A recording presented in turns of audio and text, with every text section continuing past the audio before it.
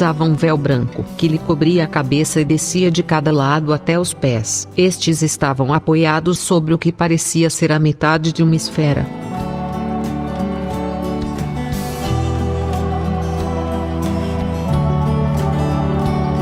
A história de Nossa Senhora das Graças está intimamente relacionada com a Medalha Milagrosa, que por sua vez, ganhou este nome durante uma violenta epidemia de cólera, que ocorreu no século XIX.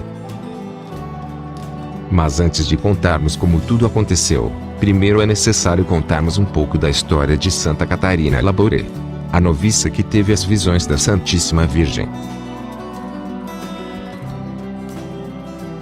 Santa Catarina nasceu na Borgonha, França, em 1806.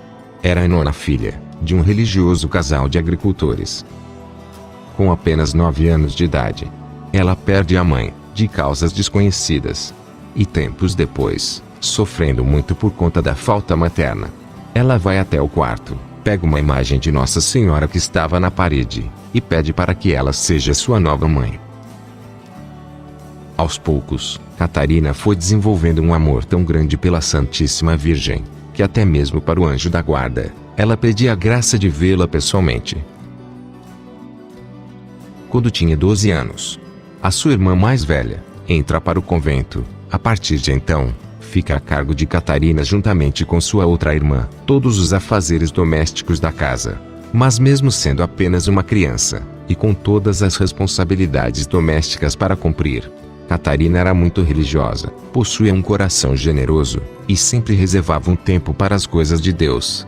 E certo dia, ela tem um sonho um tanto estranho. No sonho, ela se encontrava numa igreja, onde havia um padre já ancião, celebrando uma missa.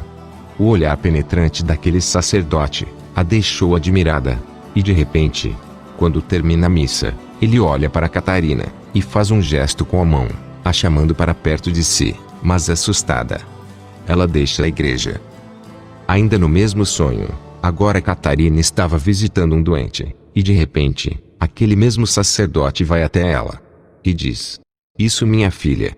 É bom cuidar dos enfermos, não fique com medo. Você hoje foge de mim, mas um dia, ficará feliz de me encontrar. Deus tem desígnios para você, não esqueça disso." Catarina então acordou sem entender nada, mas o olhar daquele sacerdote ficou marcado em suas lembranças para o resto de sua vida.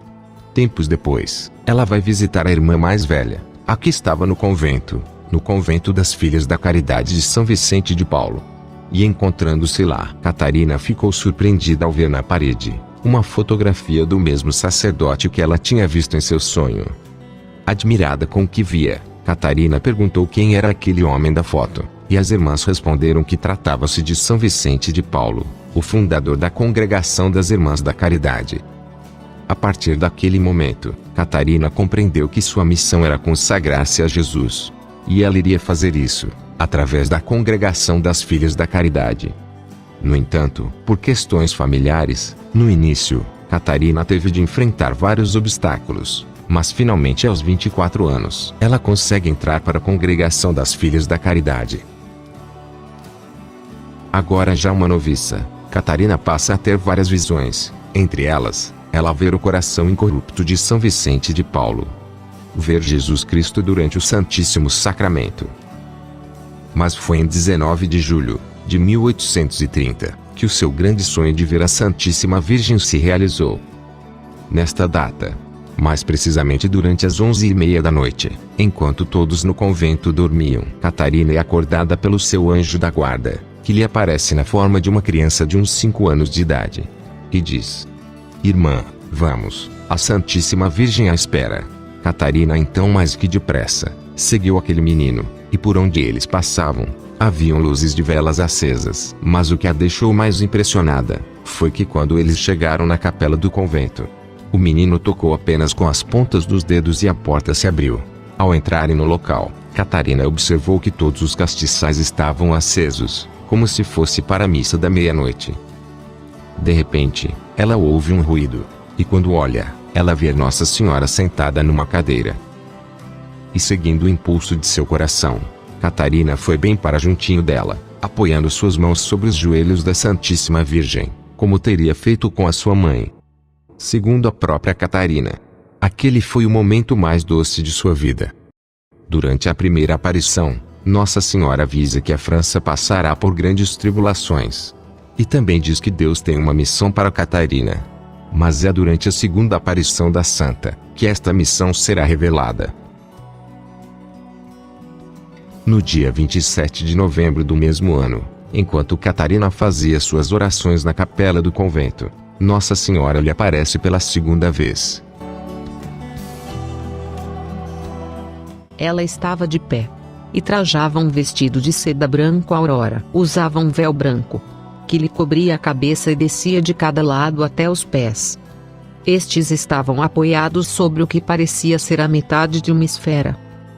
Suas mãos estavam colocadas na altura da cintura. De repente, percebi que em seus dedos havia anéis revestidos de pedras preciosas, das quais saíam raios, cada um mais lindo que o outro. Os raios eram tantos que já cobriam toda a parte de baixo. Já não podia ver mais os seus pés. De repente, escutei uma voz dizendo: estes raios que ver representam as graças que derramo sobre as pessoas que me pedem. Naquele momento, formou-se em torno da Santíssima Virgem uma moldura, de formato quase oval, onde no alto havia as seguintes palavras: ó Maria concebida sem pecado, rogai por nós que recorremos a vós. Então ouvi uma voz dizendo: fazei cunhar uma medalha por este modelo. Todos os que a usarem receberão grandes graças. As graças serão ainda mais abundantes para as pessoas que a usarem com confiança.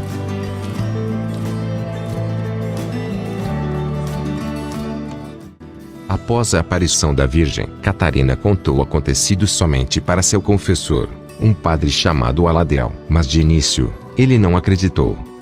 Em dezembro do mesmo ano, Nossa Senhora aparece novamente a Catarina, refaz o mesmo pedido, e diz: minha filha, daqui para a frente não me verá mais, mas em tuas orações ouvirá a minha voz.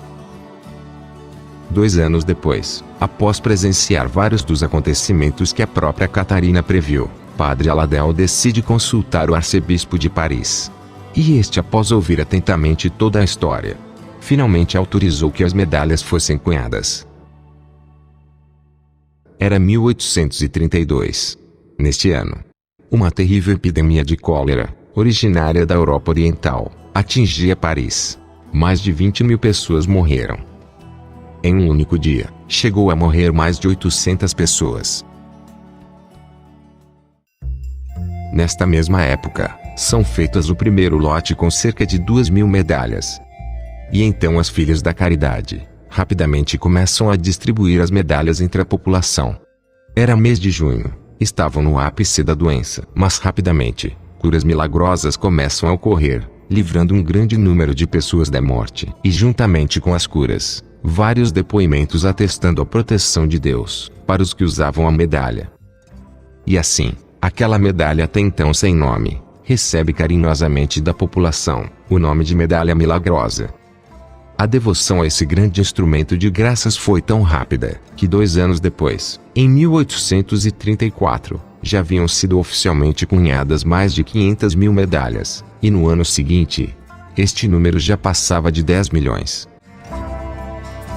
Durante toda a sua vida, Catarina fez questão de se manter no anonimato. A única pessoa que sabia de suas visões era o seu confessor. No convento, as irmãs de congregação sabiam que entre elas, uma era a aclamada vidente da medalha milagrosa, mas não sabiam qual. A identidade de Catarina só é revelada em seu leito de morte. Quando morreu, mais de 1 bilhão de medalhas já haviam sido cunhadas. Tendo predito por várias vezes que não chegaria a ver o ano de 1877. Catarina faleceu em 31 de dezembro de 1876, aos 70 anos de idade.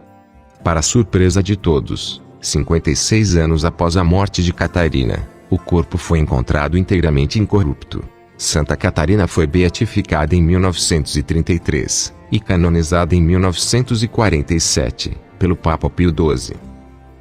O corpo incorrupto de Santa Catarina Se encontra até hoje na Capela das Filhas da Caridade, em Paris.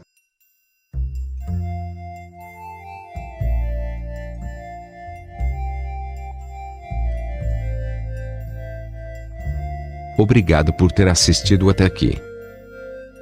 Fiquem todos com Deus.